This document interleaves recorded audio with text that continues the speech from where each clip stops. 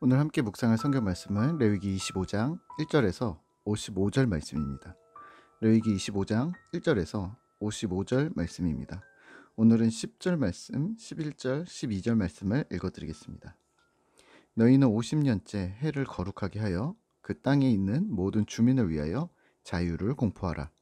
이 해는 너희에게 희년이니 너희는 각각 자기의 소유지로 돌아가며 각각 자기의 가족에게로 돌아갈지며 그 50년째 해는 너희의 희년이니 너희는 파종하지 말며 스스로 난 것을 거두지 말며 가꾸지 아니한 포도를 거두지 말라. 이는 희년이니 너희에게 거룩함이니라. 너희는 밭의 소출을 먹으리라. 아멘. 오늘 함께 생각할 주제는 진정한 해방입니다. 본문 레위기 25장은 우리에게 참 의미가 있는 장입니다. 왜냐하면 바로 그 유명한 희년과 안식년에 대해서 설명해 주고 있기 때문입니다. 먼저는 안식년입니다. 3절입니다. 너는 6년 동안 그 밭에 파종하며 6년 동안 그 포도원을 가꾸어 그 소출을 거둘 것이나 일곱째 해에는 그 땅이 쉬어 안식하게 할지니 여호와께 대한 안식이라. 너는 그 밭에 파종하거나 포도원을 가꾸지 말며 내가 거둔 후에 자라난 것을 거두지 말고 가꾸지 아니한 포도나무가 맺은 열매를 거두지 말라. 이는 땅의 안식년임이니라. 아멘. 안식년은 7년마다 경작하지 않을 것을 요구합니다. 6년 동안 경작을 하고 7년째 해에는 7번째 해에는 땅을 쉬게 하여 여호와 하나님 앞에서 땅도 쉬게 하라고 명합니다. 그러면 내가 가진 땅이 전체 7째 해는 쉬어야 한다는 의미도 되지만 내가 가진 땅의 3분의 1은 이번에 안식년, 나머지 3분의 2를 경작하고 그 다음에는 두 번째 땅이 안식년, 이런 식으로 사실 휴경을 하며 땅을 비옥하게 하는 농사법의 하나라는 이야기가 있습니다. 또 안식년의 땅에서 저절로 자라나는 것은 먹을 수는 있었습니다. 더 눈여겨볼 것은 희년입니다. 10절인데요. 너희는 50년째 해를 거룩하게 하여 그 땅에 있는 모든 주민을 위하여 자유를 공포하라.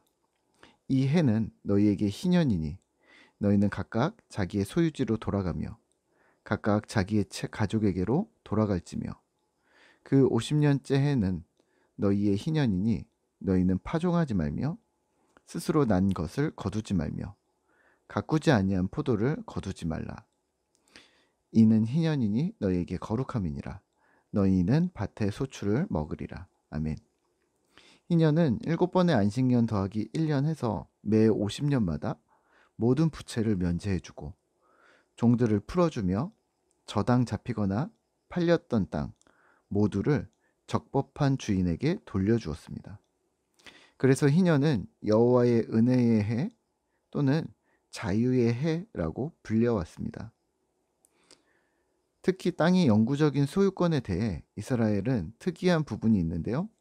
이스라엘의 율법에서 땅에 대한 핵심 개념은 자신의 땅을 타인에게 양도할 수 없다는 개념이었습니다. 그러니까 살다가 빚을 해결하기 위해 소유자는 그 땅을 팔 수 있었지만 희년에는 반드시 본래의 주인에게 되돌려져야 했습니다. 빚 때문에 종이 된 사람도 종이 된 지 7년 만에 풀어주어야 하는 것과 같습니다. 그래서 희년이 가까워질수록 노예의 값을 다르게 책정하였고 또는 가난 때문에 조상의 소유를 팔아야 할 사람들에게 그것을 돌려주기도 했습니다. 이 땅값의 경우 역시 희년이 가까움에 따라 그 값이 달라졌고 땅을 쉬게 하였는데요. 땅이 이전의 안식년에 묵혀졌어도 그 다음 해에 또 다시 묵힐 수 있었습니다. 어떻게 이런 희년의 개념이 가능했을까요? 그들에게 있어서 이스라엘 백성이 소유한 땅 전체는 여호와의 재산이라는 개념이었습니다. 이스라엘은 소작인으로서 하나님으로부터 그 땅을 수여받은 것이고 그 때문에 그들은 어느 누구에게도 땅을 팔 수 없었습니다. 때문에 50년마다 돌아오는 희년의 때 빚을 지불하기 위해 넘겨졌던 모든 땅은 본래의 주인에게 돌려주어야 했고 또 어떤 사람이 죽는다면 그 땅의 값을 대신 지불해서라도 가족의 소유로 남아있도록 가까운 친족들은 그 의무를 이행해야 했습니다. 정리하면 이렇습니다. 그들이 가진 땅의 진짜 주인은 하나님이셨다. 또 누군가에게 팔려진 땅을 다시 가져오는 것은 가족만의 개인의 문제가 아니라 친족들의 의무였다. 그러니까 친족들 역시 내가 가진 재물이 나만을 위해 사용하는 것이 아니라 가까운 친족의 의무 부양을 위해 사용되어져야 하는 용도도 있었던 거죠. 그러면 그 재물 역시 온전히 내 것이 아니라는 말입니다. 희년의 개념은 결국 온 세상의 주인 되신 하나님이 자신의 백성을 해방하는 상징적인 절기였습니다. 이 희년을 얼마나 제대로 시행했는가는 역사적으로 또 살펴볼 문제이지만 어찌되었건 이 희년이라는 제도, 안식년이라는 제도는 이스라엘에게 있어서 충분히 땅이 하나님의 것, 사람도 하나님의 것, 모든 소유와 재산의 사용 권리도 하나님께 있음을 보여주는 상징이었습니다. 오늘날 이 희년 제도, 희년의 개념은 많은 기독 공동체에서 지표가 되고 있습니다. 사도행전 2장의 유무상통의 개념, 또 공동의 재산이라는 부분이 많이 부각되고 있는데요. 사실 그런 재산의 공동 소유라는 부분보다는 모든 소유가 하나님께 있음을 기억하시면 어떨까요? 현상적으로는 공동 소유 같아 보이지만 본질적으로는 하나님의 주권, 하나님의 소유라고 말입니다. 물론 희년은 재물만 하나님의 것이 아닙니다. 땅도 그렇고 사람도 그렇고 재물도 그렇고 모든 상황과 환경까지도 하나님의 것임을 선포하고 있습니다. 그리고 하나님의 정하신 이 희년이 기준이 되어 정치, 사회, 경제, 문화, 그러니까 물건의 가격이 달라지고 종의 가격, 땅의 가격까지 영향을 미치는 그런 하나님의 왕국을 설명하는 것이라고 보셔도 될 듯합니다. 그러면 오늘 우리가 기억해야 할 부분은 무엇일까요? 그 희년을 지금 성취하자? 뭐 이런 말일까요? 지금 민주주의나 사회주의는 허점이 많다. 뭐 이런 이야기를 하려는 걸까요? 네, 그럴 수도 있지만 우선은 본질에 집중하셔야 합니다. 온 세상의 주인이신 하나님입니다. 이 세상의 주권이 하나님께 있음을 적어도 신자된 우리는 인정해야 하지 않을까요?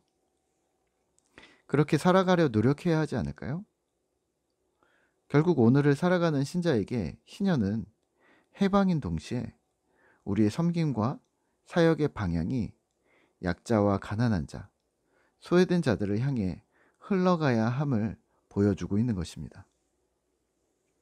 하나님이 온 세상의 주인이시라면 하나님이 내가 가진 모든 소유의 주권을 주장하고 계시다면 우리는 나에게 주어진 재물, 달란트, 능력, 외모, 체력과 건강 등을 주님을 위해 마땅히 사용해야 함을 기억하시죠. 이것이 진정한 해방 아닐까요? 나에게만 갇혀 있었던 모든 것들이 주님을 만남으로 세상으로 뻗어나가게 되는 해방, 그것이 진짜 주님의 은혜입니다. 그러한 은혜를 오늘도 누리는 신실한 꿈터 공동체 되시기를 기도합니다. 함께 기도하겠습니다. 하나님 감사합니다. 오늘도 우리가 온 세상의 주인이신 하나님을 기억합니다. 희년과 안식년의 제도를 보며 하나님께서 얼마나 우리를 향하셨는가, 또 하나님께서 이 세상을 얼마나 사랑하셨는가, 또 여전히 하나님께서는 이 세상의 주인이심을 우리에게 보여주고 계신가를 다시 한번 상기합니다. 하나님, 우리에게 있는 건강과 체력과 또는 재물과 우리의 달란트와 우리의 모든 능력이 온전히 내 것이 아님을 다시 고백하는 귀한 하루가 되도록 주님 도와주시옵소서. 우리의 주인은 이 모든 것의 주인은 하나님이십니다.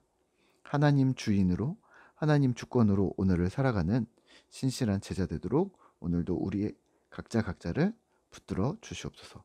감사를 드립니다. 예수님의 이름으로 기도드립니다. 아멘.